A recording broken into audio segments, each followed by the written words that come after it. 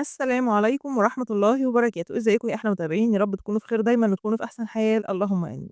لو بتفكروا تربوا بط للبيت لتربية البيت، أو كمان لو كنتم بتفكروا تبدأوا مشروع صغير ومربح وتكسبوا وأنتم قاعدين في البيت، فالفيديو ده ليكم. هنتكلم النهارده عن أنواع البط، الفرق ما بينهم، إزاي نختار النوع المناسب ليك أو لمشروعك، وخصوصًا كمان لو ميزانيتكم محدودة وعايزين تبدأوا ب10 بطات بس كتربية في البيت هتبيعوها للجيران وللأصحاب. كمان هاقول لكم على دراسة جدوى وميزانية ال10 بطات وممكن تكسبوا منهم كام. تابعوني لآخر الفيديو عشان تعرفوا كل التفاصيل. قبل ما ندخل على الفيديو بتاعنا يلا نصلي على الحبيب المصطفى، اللهم صل وسلم وبارك عليك يا حبيبي يا رسول الله. وطبعا هنتكلم عن أشهر الأنواع اللي معروفة وهي المسكوفي والمولر أو البغال، هو نفس البط لكن هو بس المسمى هو اللي بيختلف. الفرنساوي اللي هو البيور، وفي كمان عندنا الشرشيري أو البكيني أو الجعجاع، برضه هم نفس نوع البط بس اختلاف مسميات ما بين كل بلد والتانية، أو ما بين يعني كل محافظة والتانية. وطبعًا في عندنا البط البلدي أو السوداني أو البح اللي هو برضه نفس نوع البط، بس هو برضه بيختلف الاسم. هنبدأ الفيديو بتاعنا النهارده بالبط المسكوفي، لأن البط المسكوفي هو ملك البط. ليه ملك البط؟ لأن وزنه هو يعتبر كبير، أحلى طعم بعد البلدي، وزنه كبير، هو طعمه طبعًا مقارب للبلدي جدًا، لكن وزنه أكبر من البلدي وشبيه بالبلدي من حيث الشكل، وطعم لحمه حلو، لحمته كمان حمرا قليلة جدًا في الكوليسترول، فبالتالي هي ما تبقاش مضرة خالص بالنسبة للحوم الحمرا، لحمته بتبقى حمرا زي لحمة الجزار كده بالضبط. الأهم بقى هو التسويق، عشان كده هو يعتبر كمشروع كويس جدًا، لأن تسويقه سهل جدًا ومطلوب كمان في السوق أوي. دكر المسكوفي بيوصل لحوالي 6 كيلو، أمّا الأنثى فبتوصل ل4 كيلو. فلو مشروع طبعًا وأنتم هتربوه، فإحنا الأساس إن إحنا بنبقى عايزين وزن علشان ناخد ربح، فبالتالي إحنا يُفضّل تربية الذكور علشان الوزن بيبقى زيادة وبيحقق ربح أكتر لو أنتم هتعملوه كمشروع، وكمان بيبقى مقاوم للأمراض، وعلى فكرة هو كل البط مناعته بتبقى عالية وبيتحمّل البرودة وبيتحمّل الحر. بس خدوا بالكم إن المسكوفي ده في منّه نوعين، علشان بس ما تتغشّوش. في منّه نوع أصلي اللي هو اسمه R41، وفي منّه خليط. الخليط ده بيبيض وبيرقد على البيض ونقدر نطلّع منّه سلالة لو أنتم عايزين تعملوا سلالة كده في البيت، بس حجمه بيبقى مش كبير زي الأصلي اللي هو المسكوفي الR41. الR41 بيبيض لكن مش بيرقد، فبالتالي أنت مش هتقدر تطلّع منّه سلالة إلا لو خدتوا البيض وحطيتوه مثلًا في فقّاسة أو تحت بطة تانية أو تحت حاجة تانية علشان ترقد عليه. بالنسبة للشكل، شكل المسكوفي في منّه أسمر، وفي منّه أسمر في أبيض، وفي منّه أبيض بس. طَب بالنسبة للعلف بتاعه أو بياكل قد إيه، فهو بياكل حوالي من 10 إلى 12 كيلو علف، في مدة تربيته اللي هي تصل لحوالي من 3 إلى 4 شهور. هو في الأصل 3 شهور، 3 شهور هياكل معانا 10 كيلو علف، لو سِبناه ل4 شهور فهياكل 12 كيلو علف. وطبعًا هو يُفضّل البط المسكوفي إن إحنا نأكّله علف فقط علشان يدّينا الوزن لو أنتم عاملينه كمشروع. أمّا لو أنتم عاملينه للبيت وعايزين بقى إن أنتم يعني تخفّضوا شوية من التكلفة، هنبتدي ندخّل له شوية خلطات زي الدشيشة، زي العيش، الذرة، بواقي أكل البيت، الخضار، الحاجات اللي زي كده، لكن بيُفضّل إن هو ياكل علف بس. وطبعًا بيُفضّل تعريضه هو وكل أنواع البط للشمس يوميًا علشان الشمس بتدّيهم كالسيوم وبتدّيهم فيتامينات وحاجات زي كده. لازم كمان نحُط للبط تحديقة اللي هي بتبقى فيها بودرة بلاط وفيها الصدف بيتباع ده عند أي علاف أو عطار، كمان كيس أملاح معدنية بودرة، كيس كالسيوم بودرة، يعني بنحُط الكلام ده كلّه كده في طبق وبنحطه قدّامهم طول النهار. آمم، كمان عايزة أقول لكم بالنسبة للعلف، في ناس بتحطّه لهم طول اليوم بيبقى قدّامهم، وفي ناس بتحطّه كوجبات، يعني على حسب بقى ما أنتم شايفين الدنيا معاكم، يعني أو أنتم حابين إن أنتم تعملوا إيه. ناخد بالنا إن كمان البط المسكوفي بيبقى محتاج تدفئة ورعاية خاصةً في العمر الصغير، لإن في العمر الصغير يعني بيموت كتير، فلازم يكون محتاج تدفئة ومحتاج رعاية، يعني محتاج رعاية أكتر من باقي أنواع البط. وطبعًا زي ما قُلت لكم إن هو بيكون سهل التسويق جدًا، لإن هو كمان بيكون مطلوب كتير جدًا في السوق والناس كلّها بتطلبه طبعًا نظرًا لطعم لحمه المميز. وكمان عايزة أقول لكم إن هو سعره بيكون غالي، يعني يعتبر هو من أعلى سعر اللحم، من أعلى أنواع اللحم للبط اللي بيتباع في السوق. طب خلّينا نشوف النوع اللي معانا بعد كده، وهو النوع اللي بعد كده معانا وهو النوع المولر أو البغال.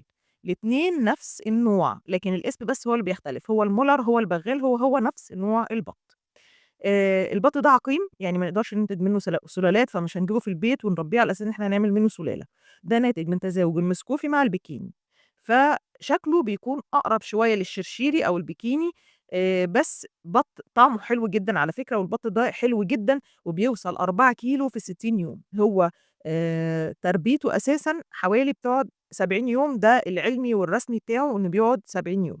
فهو بيوصل لحوالي الدَكَر بيوصل فيه ل4 كيلو، وممكن كمان يوصل ل3.5، ولو سِبناه أكتر من كده كمان فالوزن بتاعه بيزيد أكتر من كده. وعلى فكرة هو بيقاوم أغلب الأمراض، مناعته أعلى من مناعة المسكوفي، سهل جدًا في تربيته. والناس اللي كانت بتسأل إذا كان مُزعج وليه صوت والناس هتعرف إننا جايبين، ما فيش الكلام ده خالص، مش مُزعج زي البيكيني خالص، يعني ما لوش صوت، عشان بس إيه، الناس تكون متطمنة كده على الموضوع الصوت ده، لإن أنا عارفة إن موضوع الصوت ده بيقلق ناس كتير أوي، خاصةً في موضوع تربية البَط. البط المولر زي ما قُلت لكم كده هو ما لوش صوت، في منّه نوعين، المحلي وده اللي عينه سودا وفي نقطة سودا كده بتكون موجودة على راسه أو ضهره، وفي منّه نوع مستورد وده بتبقى عينه حمرا وكتكوته بيكون لونه أصفر، وبيبقى أبيض لمّا بيكبر بس تاخدوا بالكم علشان ده بيحصل فيه غِش كتير، منقاره مش بيكون أصفر، منقاره بيكون وردي، علشان ده بيحصل فيه غِش ما بينه وما بين الفرنساوي، اللي هو قريب منّه جدًا.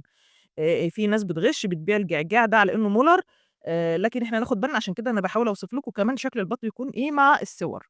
بالنسبة لاستهلاك العلف، البطة بتاكل من حوالي من 8 ل10 كيلو علف.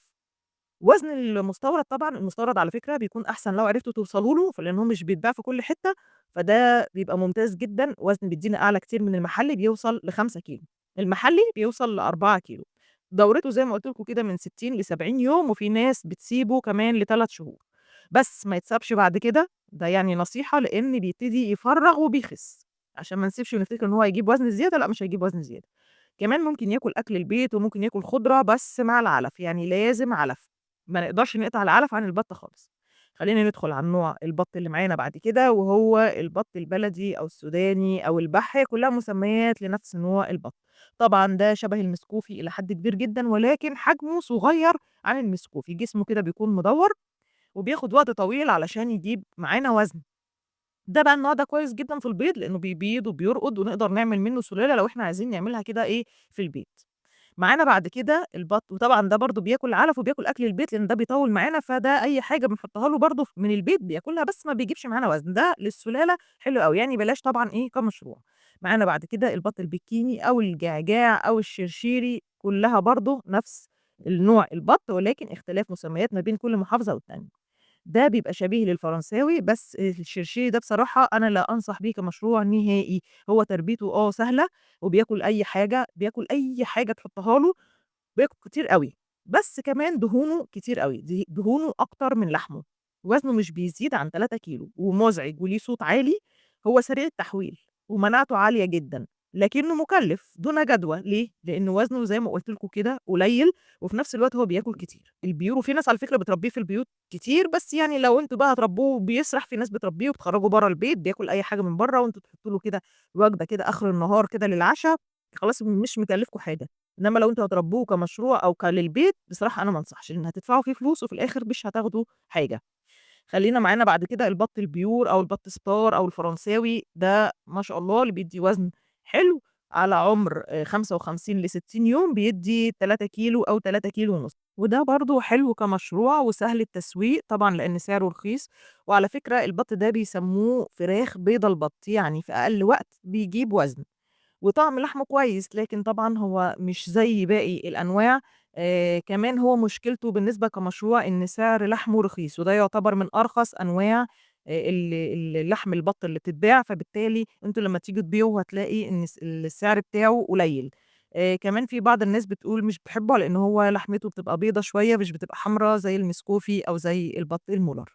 البط المُلَر على فكرة برضه حلو، يعتبر برضه كمشروع كويس، لإن هو بدأ دلوقتي ينتشر وبدأ ناس كتير جدًا تطلبه ويكون عليه طلب كتير. طب بالنسبة لجميع أنواع الكتاكيت البط، استقبال بيكون على محلول معالجة الجفاف على درجة حرارة 34، وبعد كده نبتدي من تاني يوم ننزل بمضاد حيوي معوي وتنفسي لمدة 3 أيام، وبتفضل درجة الحرارة عالية برضه على فكرة، وبعد كده نبتدي ننزلها بقى شوية بشوية. بالنسبة بقى للمساحة لو أنتم عايزين بس تعرفوا أنتم هتربوا قد إيه يعني في المتر المربع، في العمر الصغير فالمتر المربع ده ممكن نحط فيه لحد 15 بطة، وكل لمّا بيكبروا أنتم كده شايفين بقى بعينيكم تبتدوا توسّعي لهم شوية لحد أمّا توصل عُمر شهر، كل متر مربع هياخد 5 بطات لحد عُمر الدبح وده في الشتا، يعني المتر مربع في النهاية هياخد معانا 5 بطات. في الصيف بنبتدي طبعًا نقلل شوية عشان يعني البط كده ياخد مساحته كده كويسة وياخد مساحة كويسة ويكبر معانا في الصيف، فإحنا كده في الصيف بنخلّيهم 4 بطات بس. ناخد بالنا طبعًا إن البط روحه في المَيّة، يعني نحط لهم كده المَيّة في حاجة واسعة خاصةً في الصيف وتفضل المَيّة قدّامهم على طول.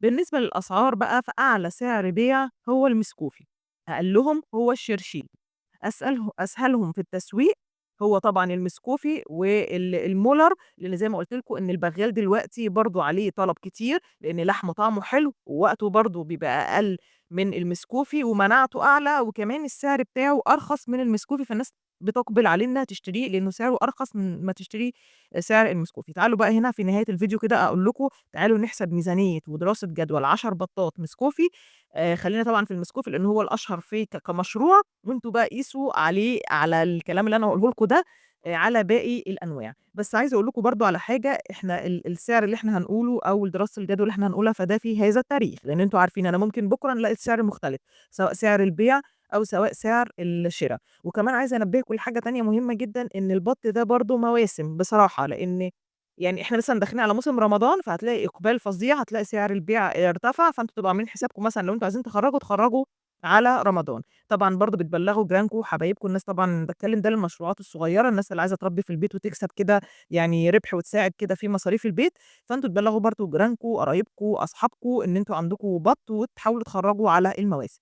خلّينا نقول بقى في اليوم اللي أنا باكلّمكم فيه النهارده في هذا التاريخ، فأقول لكم على سعر كتاكيت البط، البط المسكوفي وصل النهارده 26 جنيه، أمّا البط البغال المحلي فهو ب32 جنيه، البيكيني ب14 والبيور ب25. طبعًا ده الكتكوت عُمر يوم، في كتاكيت بتبقى 10 أيام، وده بيبقى يعني سعرها أعلى شوية، يعني عندكم المسكوفي مثلًا لو أنا هاجيبه سعر 10 أيام، فهو بتبقى الضعف، بتبقى حوالي مثلًا 50 جنيه للبطة. فخلّينا نقول دلوقتي البط المسكوفي إن السعر بتاعه 26 جنيه للبطاية، في 10 بطات، فكده يبقى معانا 260 جنيه. كل بطة زي ما اتفقنا إنها بتاكل حوالي من 10 إلى 12 كيلو، فخلّينا نقول إن هم هياكلوا 12 كيلو، يعني خلّينا نحسب بأعلى حاجة علشان ما فيش حاجة ممكن تُقف قدّامكم. خلّينا نقول كده 12 بطاية في 10 12 كيلو آسفة، في 10 بطات، فكده معانا 120 كيلو علف، 120 كيلو علف ب21 جنيه للكيلو، وده طبعًا المتوسط اللي موجود، يا متوسط يعني ممكن يزيد جنيه، يقل جنيه على حسب المنطقة، فكده يبقى معانا إجمالي العلف هم 2520 جنيه. فخلّينا نحسب كده التكلفة بتاعتنا، سعر البط 260 جنيه آآ بجانب كمان سعر العلف اللي هو 2520 جنيه، فكده يبقى معانا 2880 أو هنقول 2900. هنحط 100 جنيه كمان كمصاريف نسرية، جبنة أدوية، جبنة نشارة، جبنة أي حاجة للبط، فيبقى كده كمان معانا 100 جنيه، فيبقى كده معانا 3000 جنيه هم تكلفة ال10 بطات. طب هنبيعهم بقى قد إيه؟ هنبيع البطاية 4 كيلو، البط المسكوفي الكويس اللي هو اللي إحنا قُلنا عليه اللي هو R41 ده اللي هو اللي إحنا لازم نجيبه مش الخليط. عشان أنتم تعملوا بيه مشروع يبقى لازم تجيبوا نوع كويس، النوع ده بيوصل متوسط 4 كيلو، طبعًا بيوصل كمان ل6 كيلو، لكن أنا خلّيني أقول لكم إن أنتم هتبيعوا كسعر متوسط الوزن يعني، اللي هو يكون 4 كيلو، فهنضرب ال10 بطات في 4 كيلو يبقى إحنا كده معانا 40 كيلو بَط، 40 كيلو في سعر الكيلو 140 جنيه متوسط. النهارده أنا باكلمكم بتاريخ النهارده، ممكن توصل على فكرة على رمضان ل160 جنيه كمان بيوصل لكده ل160 و170 جنيه. لكن برضه خلّيني أقول لكم كمتوسط في التاريخ اللي أنا باكلمكم فيه النهارده، فهو 140 جنيه في 40 كيلو، فيبقى كده 5600 جنيه. ده كده الربح بتاعنا، أو ده كده إجمالي الإيرادات اللي دخلت لنا، هنطرح منها بقى ال3000 جنيه اللي إحنا صرفناهم، يبقى كده معانا 2600 جنيه على 3 شهور بِعتوا فيهم البَط من تكلفة 10 بطات، كسبنا كام؟ 2600 جنيه. قيسوا عليها بقى كل اللي أنا قُلته لكم ده، قيسوا عليه مثلًا البَط المولر أنا كمان قُلت لكم سعر كتكوت قد إيه، أو عايزين تعملوا البَط البيور سعر الكتكوت بتاعه 25 جنيه، وقُلت لكم برضه في الفيديو هو بياكل قد إيه علف وبيستهلك قد إيه، فقيسوا على الكلام اللي أنا قُلته لكم هي بتتحسب كده. خلاص يبقى أنتم كده في 3 شهور كسبنا كام؟ 2600 جنيه من 10 بطات مسكوفي أصلي. وطبعًا بقى لو جبتوا فرز دكورة زي ما أنا قُلت لكم كده في الفيديو ده بيبقى أحسن وأحسن، لإن ما شاء الله الوزن بتاعه بيزيد جدًا، ولو سِبناه على 4 شهور فيه كمان بيوصل ل7 كيلو، يعني ما شاء الله أنا المسكوفي الدكر دبحاه 60 يوم، شهرين بالضبط، يعني لظروفٍ ما أنا دبحته شهرين، كان وصل معايا ل5 كيلو وشوية في شهرين، فتخيّلوا بقى لمّا هتسيبوه بقى ل3 شهور أو 4 شهور ممكن يوصل ل7 كيلو. فإن شاء الله بإذن الله يكون مشروع يعني مُربح من البَط، بس زي ما قُلت لكم برضه هو التسويق هيكون للجيران، وفي نفس الوقت هو هيكون مواسم، يعني البَط مش زي الفراخ مطلوبة في كل السنة، لكن البَط بيكون مواسم. أتمنى فيديو النهارده يكون عجبكم وتكونوا استفدتوا منه، آسفة لو طوّلت عليكم الفيديو، بس كنت حابة إن أنا أقول لكم على كل المعلومات، عشان لو حد بيفكّر في المشروع يكون كل الأسئلة كده اللي في دماغه يعني إن شاء الله تكون شاف إجابتها أو سمع إجابتها في الفيديو. لو في أي حد ليه أي تجربة، أي حد له أي تعليق، أي سؤال، اكتبوا لي في التعليقات هارُد عليكم إن شاء الله. أشوفكم على خير إن شاء الله في الفيديو الجاي، ما تنسوش لو استفدتوا من الفيديو ووصلتوا معايا للنهاية، أتمنى إن أنتم تدعموني بلايك للفيديو، اشتراك في القناة عشان القناة تكبر بيكم وليكم. أشوفكم على خير، ما تنسونوش في دعوة حلوة. السلام عليكم ورحمة الله وبركاته.